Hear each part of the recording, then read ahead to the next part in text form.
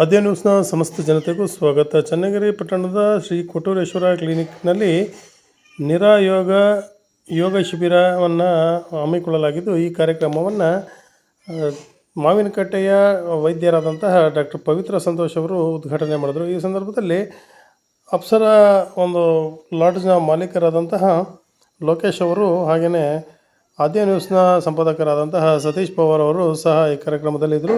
ಹಾಗೆಯೇ ಈ ಕಾರ್ಯಕ್ರಮದ ಸಂಪೂರ್ಣ ಸಂಯೋಜನೆಯನ್ನು ಡಾಕ್ಟರ್ ಮಾರುತಸ್ವಾಮಿ ಯೋಗ ಮತ್ತು ಪ್ರಕೃತಿ ಚಿಕಿತ್ಸಾ ವೈದ್ಯರು ಹಮ್ಮಿಕೊಳ್ಳಲಾಗಿದ್ದು, ಈ ಕಾರ್ಯಕ್ರಮದ ಸಂಪೂರ್ಣ ಸಂಯೋಜನೆಯನ್ನು ನಡೆಸಿಕೊಟ್ರು. ವರದಿ ಸತೀಶ್ ಪವಾರ್, ಚೆನ್ನಾಗಿರಲಿಲ್ಲ. Creating very positive vibes. So ನಾನು ಜಾಸ್ತಿ ಮಾತಾಡಲ್ಲ, ಮಾರ್ನಿಂಗ್ ಅವರ್ ಆಗಿರೋದ್ರಿಂದ ಬಿಟ್ಟರೆ ನಾನು ತುಂಬ ಮಾತಾಡ್ತೀನಿ. So will do one thing. ಇವತ್ತು ಎಲ್ಲದಕ್ಕೂ ಮಾರ್ನಿಂಗಿಂದ ನೈಟ್ವರೆಗೂ ನಮ್ಗೆ ಯಾವಾಗ ನಮ್ಮ ಮೈಂಡಿಗೆ ಬರುತ್ತೋ ನಾವು ಥ್ಯಾಂಕ್ ಯು ಹೇಳೋಣ. ಓಕೆ, ಎಲ್ಲದಕ್ಕೂ ಇವತ್ತು ಥ್ಯಾಂಕ್ ಯು. ಒಂದು ಗಾಡ್, ನಿಮ್ಗೆ ಯಾವುದೋ ಒಂದು ದೇವರು ಇಷ್ಟ ಇರುತ್ತೆ, ಆ ದೇವರಿಗೆ, ಅಥವಾ ಏನು ನನ್ನ ದೇವ್ರನ್ನ ಬಿಲೀವ್ ಮಾಡಲ್ಲ ಅಂದರೆ ಥ್ಯಾಂಕ್ ಯು ಯೂನಿವರ್ಸ್. ನಾನು ಯಾವಾಗಲೂ ಹೇಳೋದು ಯೂನಿವರ್ಸ್ಗೆ ಹೇಳ್ತೀನಿ, ಥ್ಯಾಂಕ್ ಯು ಯೂನಿವರ್ಸ್. ನಾನು ಮಾರ್ನಿಂಗ್ ಯಾವತ್ತೂ ಎದ್ದೇಳದೇ ಇರೋಳು 5 ಗಂಟೆ ಕರೆಕ್ಟಾಗಿ ಎದ್ದು, ಆಯಿತಾ, ಫ್ರೆಶ್ ಅಪ್ ಆಗಿಬಿಟ್ಟು ಇನ್ ಟೈಮಿಗೆ ಯೋಗ ಶಿಬಿರಕ್ಕೆ ಬಂದಕ್ಕೆ thank you so much. What it will do ಅಂದರೆ ಇಟ್ ವಿಲ್ ಗಿವ್ ಅಬಂಡೆನ್ಸ್. ನಾಳೆ ಮತ್ತೆ ನಮ್ಗೆ ಎದ್ದೇಳೋಕ್ಕೆ ಅದು ಮೋಟಿವೇಶನ್. ಯೂನಿವರ್ಸ್ ನಮ್ಮನ್ನ ಪುಷ್ ಮಾಡುತ್ತೆ. ಥ್ಯಾಂಕ್ ಯು ಯೂನಿವರ್ಸ್, ಇಷ್ಟು ಆರ್ಗನೈಸ್ಡ್ ಆಗಿ ಈ ಕಾರ್ಯಕ್ರಮ ನೆರವೇರಿದ್ದಕ್ಕೆ ಥ್ಯಾಂಕ್ ಯು ಯೂನಿವರ್ಸ್. ನಮ್ಮ ಸತೀಶ್ ಪವಾರ್ ಸರ್ ತಮ್ಮೆಲ್ಲ ಕೋವಿಡ್ ವೇಳೆಯಲ್ಲಿ ಅವರೆಲ್ಲ ಕೆಲಸಗಳನ್ನ ಬದಿಗಿಟ್ಬಿಟ್ಟು ಮಾರ್ನಿಂಗ್ ನಾವು ಹೇಳಿದ ತಕ್ಷಣವೇ ಬಂದು ಈ ಕಾರ್ಯಕ್ರಮನ ಸಕ್ಸಸ್ ಮಾಡಿದ್ದೆ. Thank you universe. ನಮ್ಮ ಲೋಕೇಶ್ ಅಣ್ಣನವರು ನಾವು ಒಂದು ಮಾತು ಹೇಳಿದ ತಕ್ಷಣ ನಮ್ಮ ಮೇಲಿನ ಅಭಿಮಾನದಿಂದ ಬಂದಿರೋದು ಅಧ್ಯಕ್ಷ ಸ್ಥಾನವನ್ನು ವಹಿಸಿರೋದಕ್ಕೆ ಥ್ಯಾಂಕ್ ಯು ಯೂನಿವರ್ಸ್.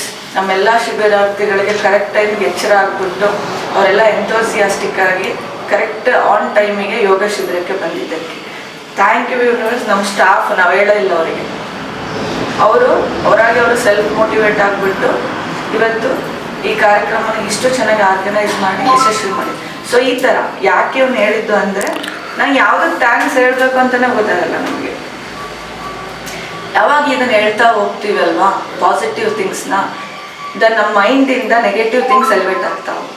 ನಮ್ಮ ಮೈಂಡ್ ನೆಗೆಟಿವ್ಸ್ನ ನೋಡೋದನ್ನು ಕಡಿಮೆ ಮಾಡ್ತಾ ಹೋಗುತ್ತೆ, ಪಾಸಿಟಿವ್ಸ್ನ ಹುಡ್ಕೋಕ್ಕೆ ಶುರು ಮಾಡಿ. ಸೊ ಇವತ್ತು whole day 2026 January 1st you say thank you to whatever is you feel good. Okay, ಯಾವುದೆಲ್ಲ ನಿಮ್ಗೆ ಒಳ್ಳೇದು ಅನಿಸಿದೆ ಅದಕ್ಕೆ ಥ್ಯಾಂಕ್ ಯು ಹೇಳಿ. And come and tomorrow experience ನಿಮ್ಗೆ ಹೆಂಗೆ ಅನ್ನಿಸ್ತು ಅನ್ನೋದನ್ನು ಯು ಫೀಲ್ ವೆರಿ ಹ್ಯಾಪಿ. ನಾವು ಇಷ್ಟ ಮಾಡಬೇಕಾಗಿರೋದು, ನಾವು ಇಲ್ಲಿವರೆಗೂ ನಮ್ಮ ತಂದೆ ತಾಯಿ ಗುರು ಹಿರಿಯರು ಹೆಂಡತಿ ಮಕ್ಕಳು ಯಾರಿಗೂ ಥ್ಯಾಂಕ್ ಯು ಹೇಳೇ ಇರೋದು. ಇವತ್ತು ನನ್ನ ಮಗಳಿದ್ದಾಳೆ, ಅವಳು ಎಷ್ಟು ಕಾಟ ಮಾಡ್ತಾಳೆ ಅಂದರೆ ಒಂದು 4 ದಿನ ಎಲ್ಲರೂ ಹಾಸ್ಟೆಲ್ಗೆ ಹಾಕ್ಬಿಡೋಣ ಅನ್ಸುತ್ತೆ. ಥ್ಯಾಂಕ್ ಯು ಫಾರ್ ಅರ್. ಯಾಕಂದರೆ ಅವಳು ಇರೋದಕ್ಕೆ ನಾನು ಇವತ್ತು ನಿರಾಮಯ ಯೋಗ ಶಿಬಿರ ಅಂತ ನಾವು ಆರ್ಗನೈಸ್ ಮಾಡಿದ್ದೀವಿ 1 ತಿಂಗಳು ಕಾಲ ಅಲ್ವಾ. ಯೋಗ ಅಂತಂದ್ರೆ ಸುಮಾರು ಜನ ನಾವು ಕ್ಯಾಂಪ್ಗಳು ನೋಡಿರ್ಬೋದು, ಎಲ್ಲ ಕಡೆ ನೋಡಿರ್ಬೋದು. ಯೋಗ ಅಂತಂದ್ರೆ ಓನ್ಲಿ ಆಸನ ಪ್ರಾಣಾಯಾಮ ಅಷ್ಟೇ ಅಲ್ಲ ಅಂತ ಹೇಳ್ತಾ ಇರ್ತಾರೆ, ಹೌದಲ್ವಾ? ಅದನ್ನ ನಾವು ಸಾಬೀತು ಮಾಡ್ಕೊಳ್ಳೋದು ಹೇಗೆ? ಯೋಗ ಅಂತಂದ್ರೆ ಮಹರ್ಷಿ ಪತಂಜಲಿ ಮುನಿಯವರ ಪ್ರಕಾರದಿಂದ ಬಂದಿರುವಂತಹದ್ದು ಯೋಗದ ಬಗ್ಗೆ. ಅದರಲ್ಲಿ ಯೋಗ ಚಿತ್ತ ವೃತ್ತಿ ನಿರೋಧ ಅಂತೇಳಿ ಕರಿತೇವೆ. ಯೋಗ ಚಿತ್ತ ಅಂತಂದ್ರೆ ಮನಸ್ಸು, ವೃತ್ತಿ ಅಂತ ನಿರೋಧ ಅಂತಂದ್ರೆ ಸ್ಟಾಪ್ ಮಾಡುವಂತದ್ದು.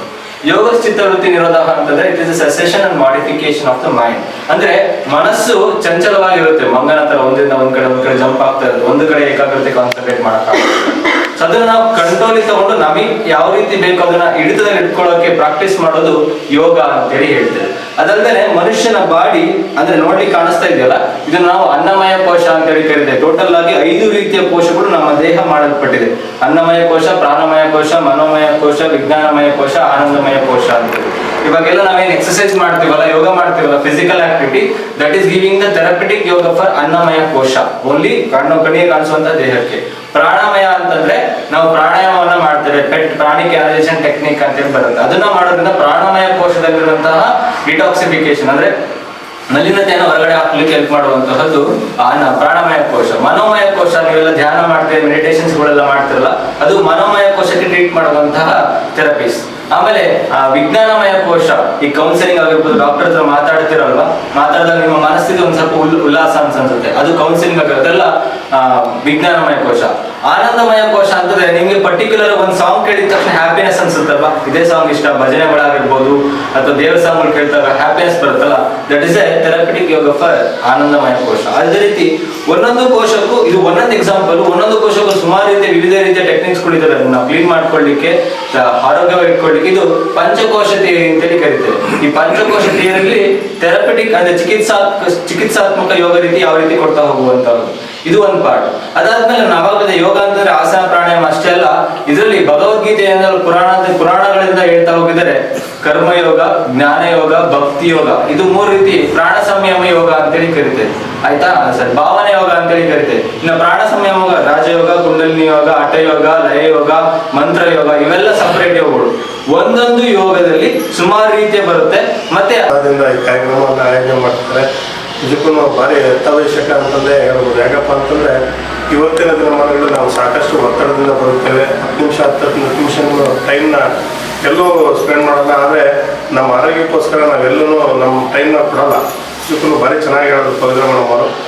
ಆದರೆ ಇವತ್ತಿನ ದಿನಮಾನಗಳಲ್ಲಿ ಈ ಯೋಗ, ಧ್ಯಾನ, ಮೌನ ಭಾರಿ ಅತ್ಯವಶ್ಯಕ. ಕೆಲವೊಂದು ಸಂದರ್ಭದಲ್ಲಿ ನಾವು ಬೆಳಗ್ಗೆ 5 ಗಂಟೆಗೆ ಎದ್ದಾಗಲ್ಲ, ರಾತ್ರಿ ಲೇಟಾಗಿ ಮಲಗ್ತೀವಿ, ಬೆಳಗ್ಗೆ 8 ಗಂಟೆ 9 ಗಂಟೆ ತನಕ ಮಲಗೇ ಇರ್ತೀವಿ. ಆದರೆ 5 ಗಂಟೆಗೆ ಬೆಳಗ್ಗೆ ಎದ್ದೇಳೋದೇ ಒಂದು ಯೋಗ ಅಂತ ನಾನಾದ್ರೂ ಭಾವಿಸಿದ್ದೇನೆ. ಯಾಕಪ್ಪ ಅಂತಂದರೆ ಈ ಯೋಗಕ್ಕೆ ಬಂದ್ಬಿಟ್ಟು ಧ್ಯಾನ ಮಾಡೋದು ಎಲ್ಲದನ್ನು ಮಾಡ್ತೇವೆ ನಾವು. ಆದರೆ ಅದರ ಪ್ರಾಕ್ಟೀಸ್ ಮಾಡೋದ್ರ ಹತ್ರ ಕಲಿಯೋಕ್ಕೂ ನಾವೇ ಮಾಡಿ ಹೆಂಗೆಂಗೋ ಮಾಡೋಕ್ಕೂ ವ್ಯತ್ಯಾಸ ತುಂಬಾ ಇರ್ತದೆ. ಯಾಕಂದರೆ ನಾವು ನಿರಂತರವಾಗಿ ಯೋಗ ಮಾಡ್ಕೊಂತ ಬರ್ತೀವಿ, ಶಟ್ಲ್ ಆಡ್ತೀವಿ, ಅಪ್ಪ ಏನಾದರೂ ಕಮ್ಮಿ ಆಗಲ್ಲ ಅಥವಾ ವೆಯ್ಟ್ ನಾವು ಅಂತೀವಿ.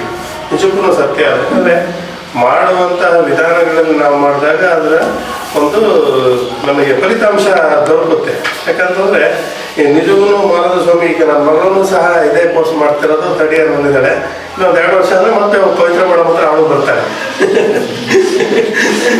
ಹಿಂಗೆ ಏನಪ್ಪ ಅಂತಂದರೆ ನಿಜಕ್ಕೂ ಭಾರಿ ತುಂಬ ಇವತ್ತಿನ ದಿನಮಾನಗಳಲ್ಲಿ ತುಂಬ ಅತ್ಯವಶ್ಯಕ ಇದೆ. ಅದೇ ಮಾನದ ಸ್ವಾಮಿ ಅವರು ಸಿಕ್ಕಿರೋದು ನಮಗೆಲ್ಲ ಭಾಗ್ಯ ಅನ್ಕೊಂಡಿದ್ದೀನಿ. ಸ್ವಲ್ಪ ಜನ ಇರ್ಬೋದು, ಒಂದು 10-12 ಜನ ಇರ್ಬೋದು. ಆದರೆ ಮುಂದಿನ ದಿನಗಳಲ್ಲಿ ಈ ಒಂದು ಚಿಕಿತ್ಸೆಗೆ ತುಂಬಾ ಹೆಚ್ಚಿನ ಆದ್ಯತೆ ಸಿಗ್ತದೆ ಅಂತ ನಾನಾದರೂ ಭಾವಿಸಿದ್ದೇನೆ. ಯಾಕಪ್ಪ ಅಂತಂದರೆ ನೋಡ್ರಿ, ಇಂಗ್ಲೀಷ್ ಮೆಡಿಸಿನ್ಸಿಗೆ ತುಂಬಾ ಜನ ಹಂಗೆ ಲೈನು ಕ್ಯೂ ಫುಲ್ಲು ಅಷ್ಟೊಂದು ನಿಂತಿರ್ತಾರೆ. ಆದರೆ ಮತ್ತೆ ಮರುಕಳಿಸ್ತಿರ್ತೈತೆ. ಆದರೆ ಇದರೊಳಗಡೆ ನಿಧಾನಕ್ಕಾದ್ರೂ ಫುಲ್ಲಿ ಕ್ಯೂರ್ ಆಗ್ತದೆ ಅನ್ನೋದು ನನ್ನ ಭಾವನೆ. ಈ ಎಲ್ಲ ಆರೋಗ್ಯ ಪದ್ಧತಿಗಳು ದಕ್ಷಿಣ ಕನ್ನಡ ಜಿಲ್ಲೆಯಲ್ಲಿ ತುಂಬಾ ಇದ್ದಾವೆ. ಹಾಗೆಯೇ ಕೇರಳದಂತಹ ಪ್ರದೇಶಗಳಲ್ಲಿ ಯಾರೂ ಇಂಗ್ಲೀಷ್ ಮೆಡಿಸಿನಿಗೆ ಹೋಗೋದೇ ಇಲ್ಲ. ಇಂಗ್ಲೀಷ್ ಮೆಡಿಸಿನ್ ಮೇಡಮ್ ಕೇಳ್ತಾರೆ ಅಂತ ಹೇಳ್ಬೋದು. ಇಂಗ್ಲೀಷ್ ಮೆಡಿಸಿನ್ಗೆ ಹೋಗಲ್ಲ. ಇಂತಹ ಆರೋಗ್ಯ ಚಿಕಿತ್ಸೆಗಳಿಗೆ ನಮ್ಮ ಅಂದರೆ ದೈನಂದಿನ ಪದ್ಧತಿಗಳಲ್ಲಿ ನಮ್ಮ ಆರೋಗ್ಯವನ್ನು ಯಾವ ರೀತಿ ಸರಿ ಮಾಡ್ಕೋಬೇಕು ಅನ್ನೋದಕ್ಕೆ ಇಂಥ ಪದ್ಧತಿಗಳನ್ನು ಅನುಸರಿಸ್ತಾರೆ. ನಿಜಕ್ಕೂ ಈ ಶಿಬಿರ ತುಂಬ ಯಶಸ್ವಿಯಾಗಲಿ, ಮಾರುತ ಸ್ವಾಮಿಯವರಿಗೆ ಮತ್ತಷ್ಟು ಆರೋಗ್ಯವಂತ ಜನರು ಮಾಡುವಂತಹ ಅವಕಾಶ ದೊರಕಲಿ ಅಂತ ಹಾರೈಸ್ತಾ ಅವಕಾಶಕ್ಕಾಗಿ ಧನ್ಯವಾದಗಳು. ಯೋಗ, ಮೌನ, ಧ್ಯಾನ ಇದರಿಂದ ನಮ್ಮ ಒತ್ತಡದ ಬದುಕನ್ನು ನಿವಾರಣೆ ಮಾಡಬಹುದು.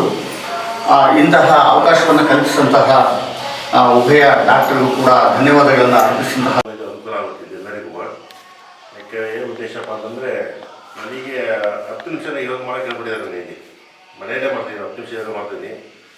ಆ 10 ನಿಮಿಷ ಯೋಗದಲ್ಲಿ ನನಗೆ 3 ತಿಂಗಳ ಮಾಡೋಕ್ಕೆ ನನಗೆ ತುಂಬ ಅನುಕೂಲ ಆಗಿದೆ. ಏನಂದರೆ ನನಗೆ ತುಂಬ ಗ್ಯಾಸ್ಟ್ರಿಕ್ ಇತ್ತು ನನಗೆ. ಈಗ 3 ತಿಂಗಳಿಂದ ನನಗೆ ಗ್ಯಾಸ್ಟ್ರಿಕ್ ಕಮ್ಮಿ ಆಗಿದೆ ಅದರಿಂದ. ಆಮೇಲೆ ನನಗೆಲ್ಲ ಜಾಯಿಂಟ್ ಪೇನ್ ಇತ್ತಲ್ಲ, ಇದು ಅದು ಸ್ವಲ್ಪ ನನಗೆ ಕಮ್ಮಿ ಆಗಿದೆ. ನನಗೆ ಏನು ವಿಷಯಪ್ಪ ಅಂದರೆ, ನನಗೆ ಬೆಳಿಗ್ಗೆ ಹೊತ್ತು ನಾನು ಯೋಗ ಮಾಡಿ ಒಂದು ಕುಂಬಳಕಾಯಿ ಜ್ಯೂಸ್ ಕುಡಿ ಅಂತ ಹೇಳಿದ್ರು. ಅದನ್ನ ಕುಡಿತಿದ್ದೀನಿ ನಾನು. ಕುಡಿದ ತುಂಬ ಎಕ್ದಮ್ ಯೋಗದಲ್ಲಿ ಅಂದರೆ ಎತ್ತೀವಿ ಒಂದೇ ದಿವಸ ಯಾವತ್ತೂ ಕಮ್ಮಿ ಆಗಲ್ಲ. ಕೆಲವು ನಮ್ಮಲ್ಲಿ ಏನಪ್ಪ ಅಂದರೆ ಬ್ಯಾಟಮೇ ಜಾಸ್ತಿ ಬರುತ್ತೆ, ಒಳ್ಳೆಯದೇ ಯಾವತ್ತೂ ಬರಲ್ಲ. ಯಾವಾಗ ಹೋದೆ, ಒಂದು ವಾರ ಹೋದೆ, ನಾನು ಏನು ಮಾಡಿ ನಮ್ಮ ತಪ್ಪು ಯಾರು ತಿಳ್ಕೊಳ್ಳಲ್ಲ, ಯಾರು ಬರೀ ಅವ್ರ ತಪ್ಪು ಹೇಳ್ತೀವಿ. ಬರೀ ನಾವು ಒಂದು ವಾರ ಹೋದೆ, 15 ದಿವಸ ನನಗೆ ಏನು ಉಪಯೋಗ ಆಗಲಿಲ್ಲ. ಸುಮಾರು ಮಾಡ್ತಾ ಹೋಗ್ತಾ ಇದ್ದರೆ ಅದು ಅನುಕೂಲ ಆದೇ ಆಗುತ್ತದೆ. ಯಾವತ್ತೂ ಏನೋ ಇದಾಗಲ್ಲ ಅದರಲ್ಲಿ.